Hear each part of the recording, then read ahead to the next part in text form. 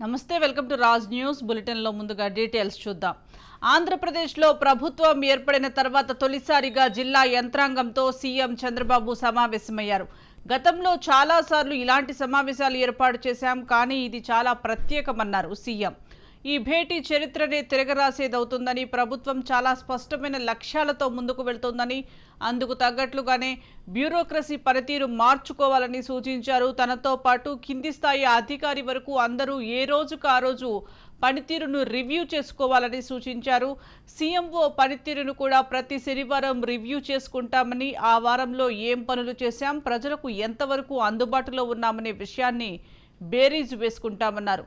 3 నెలలకు ఒకసారి తనతో పాటు అందరి పనితీరుపై సమీక్ష చేసుకోవాల్సిన అవసరం ఉందని వివరించారు. ఈరోజు ఈ స్టేజ్కి నేను ఎప్పుడూ చూడనంత ఒకటి బ్రాండ్ ఏపీ దెబ్బతినింది. ఆఫీసర్ల యొక్క మనోభావాల్ని దెబ్బతీశారు.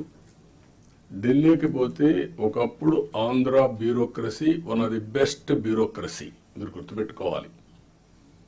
ఇక్కడి నుంచి పోయిన ఐఏఎస్ ఆఫీసర్స్ సక్సెసివ్ 3-4 ఐటీ సెక్రటరీలు అయ్యారు కంటిన్యూగా. ఇక్కడ నుంచి పోయినటువంటి ఫైనాన్స్ సెక్రటరీస్ ఆర్బీఐ గవర్నర్లు అయ్యారు. ఇక్కడి నుంచి పోయిన వాళ్ళు కేంద్రంలో కీలక బాధ్యతలు వహించారు, వరల్డ్ బ్యాంక్ వెళ్ళారు. ఈరోజు మనం చూస్తూ ఉంటే ఆంధ్ర ఆఫీసర్స్ అంటే ఢిల్లీలో కూడా అన్టచబుల్స్ కింద వీళ్ళు ఏమి చేయలేరు అనే పరిస్థితికి వచ్చారు. ఎప్పుడు కూడా మనం గుర్తుపెట్టుకోవాల్సింది, నేను ఇంత మునిపే మీతో చెప్పాను, ఒక చిన్న తప్పు జరిగితే కరెక్ట్ చేయొచ్చు, కానీ టోటల్గా విధ్వంసానికి గురైనటువంటి రాష్ట్రాన్ని మళ్ళీ పునర్నిర్మాణం చేయాలంటే ఎక్స్ట్రా ఎఫర్ట్స్ కూడా మనం అందరం పెట్టాల్సిన అవసరం ఉంది.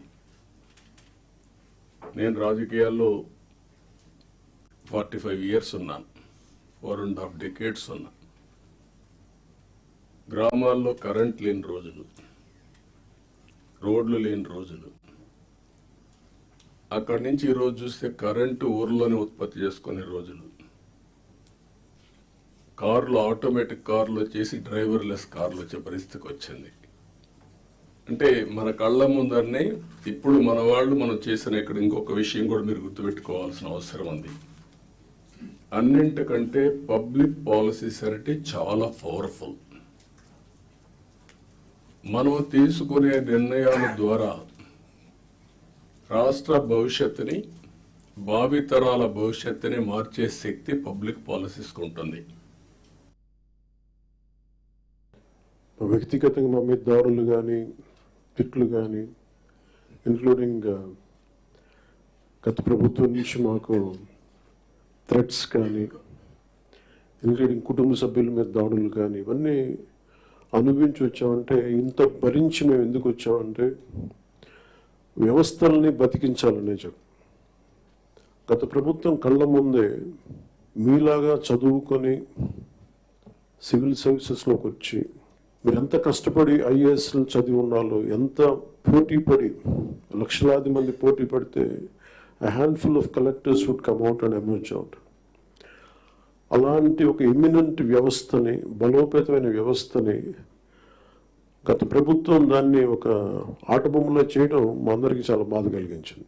మేమందరం కూడా దేనికి బయటకు వచ్చామంటే ఈ వ్యవస్థను బలోపేతం చేయాలి, వ్యవస్థను బలహీనం చేస్తారని చెప్పి at the cost of our life ఒకే రోజు రాష్ట్రం మొత్తం మీద 13,326 గ్రామ పంచాయతీల్లో ఉపాధి హామీ పథకానికి సంబంధించి రాష్ట్ర చరిత్రలో ఇప్పటివరకు ఎవరు చేయని విధంగా చిత్తశుద్ధితో గ్రామ సభలను ఏర్పాటు చేసి గ్రామ సభ రెజల్యూషన్స్ చేయడం జరుగుతుంది.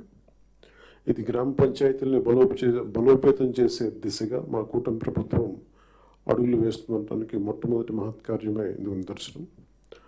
2014-19 మధ్యకాలంలో సుమారు 10,000 గ్రామాల్లో ప్రారంభించిన సాలిడ్ వేస్ట్ మేనేజ్మెంట్ ప్రోగ్రామ్ని ముందుకు తీసుకెళ్లాల్సిన అవసరం ఉంది. అలాగే పైలట్ బేసిస్లో పిఠాపురం నియోజకవర్గంలో ఇన్నోవేటివ్ ప్రాక్టీసెస్తో ప్రవేశపెట్టిపోతున్నాం. గ్రే వాటర్ మేనేజ్మెంట్ మెథడ్ ద్వారా లిక్విడ్ వేస్ట్ మేనేజ్మెంట్ని ప్రాపర్గా డిస్పోజ్ చేయడంలో ఒక ప్రాధాన్యత ఇవ్వబడుతుంది. స్వచ్ఛ భారత్ మిషన్ మరియు ఇతర కార్యక్రమాలు ఆంధ్రప్రదేశ్లో ప్రభుత్వం ఏర్పడిన తర్వాత తొలిసారిగా జిల్లా యంత్రాంగంతో సీఎం చంద్రబాబు సమీక్షా సమావేశమయ్యారు. గతంలో చాలాసార్లు ఇలాంటి సమావేశాలు ఏర్పాటు చేశాం, కానీ ఇది చాలా ప్రత్యేకమని కూడా అన్నట్లుగా తెలుస్తోంది సీఎం. దీనికి సంబంధించి మోర్ అప్డేట్స్ మా ప్రతినిధి రమేష్ అందిస్తారు. రమేష్. సుజాత, ఏదైతే మరి ఈ రోజు రాష్ట్ర ముఖ్యమంత్రి నారా చంద్రబాబు నాయుడు ఏదైతే కలెక్టర్ సమావేశం అయితే నిర్వహించారు, ఈ సమావేశంలో కీలక అంశాలు అయితే చర్చకొచ్చినటువంటి పరిస్థితి అయితే కనపడుతుంది. ముఖ్యంగా రాష్ట్రంలో ప్రభుత్వం ఏర్పడి 2 సంవత్సరాలు పూర్తవుతున్నటువంటి నేపథ్యంలో ఏదైతే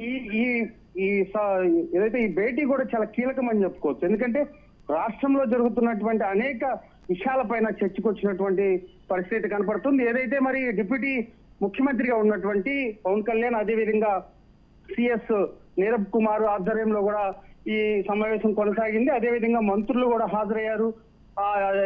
అదే విధంగా హెల్త్ కి సంబంధించినటువంటి ప్రిన్సిపల్ సెక్రటరీస్ కానీ, అటు ఐఏఎస్ ఐపీఎస్ కూడా ఈ సమావేశానికి అయితే హాజరైనటువంటి పరిస్థితి కనుక ముఖ్యంగా రానున్నటువంటి రోజుల్లో పారదర్శకంగా ప్రభుత్వం నడిపే విధంగా రానున్నటువంటి రోజుల్లో గతంలో జరిగినటువంటి అనేక వైఫల్యాల పైన కూడా చర్చ జరిగింది. ఏదైతే మరి రాష్ట్రంలో గత 2019 నుంచి ఇప్పటి వరకు 2024 వరకు జరిగినటువంటి అనేక అవకతవకల పైన కూడా కలెక్టర్ సదస్సులో కూడా ఇవన్నీ కూడా లేవనెత్తినటువంటి పరిస్థితి కనపడుతుంది. రానున్నటువంటి రోజుల్లో ఏదైతే మరి పూర్తి స్థాయిలో ప్రభుత్వం సమర్థవంతంగా నడపాలంటే ఏ విధంగా ముందుకు వెళ్ళాలి, రానున్నటువంటి రోజుల్లో మరి అమరావతి అంశం కానీ, అదే విధంగా గత ప్రభుత్వంలో జరిగినటువంటి వైఫల్యాలని ఎలా ముందుకు తీసుకెళ్లాలి అనే అంశాలపైన కూడా చర్చ సాగింది. అయితే కలెక్టర్లు కూడా వారు ఇచ్చినటువంటి సూచనలు కూడా కొంత తీసుకున్నటువంటి పరిస్థితి కనపడుతుంది. అదేవిధంగా విద్యా వ్యవస్థలో మార్పులు తీసుకురావాలి. ఏదైతే గత ప్రభుత్వంలో ఏదైతే మరి అమ్మఒడి పథకం కింద కూడా మరి చాలా చోట్ల కూడా మరి సరైన అమ్మఒడి కార్యక్రమాన్ని చేపట్టినప్పటికీ కూడా పూర్తి స్థాయిలో ప్రజలకు న్యాయం జరగలేదంటూ కూడా చంద్రబాబు ప్రస్తావించినటువంటి పరిస్థితి కనపడుతుంది. అయితే పవన్ కళ్యాణ్ కూడా పూర్తి స్థాయిలో పంచాయతీ రాజ్ పైన కూడా ఆయన మాట్లాడినటువంటి అంశాలు అయితే మాట్లాడారు. ఏదైతే కలెక్టర్స్ సదస్సులో జరిగినటువంటి అంశాలు, ప్రస్తుత రాష్ట్ర బడ్జెట్, అదే విధంగా రానున్నటువంటి ఎంత మేరకు ఇప్పుడున్నటువంటి సంక్షేమ పథకాలకు సంబంధించి ఎంత మేరకు బడ్జెట్ అవసరం అవుతుంది, కోర్టు బడ్జెట్ విధంగా గాడి పెట్టాలనే అంశం కూడా చర్చ జరిగినటువంటి పరిస్థితి. ఎక్కడ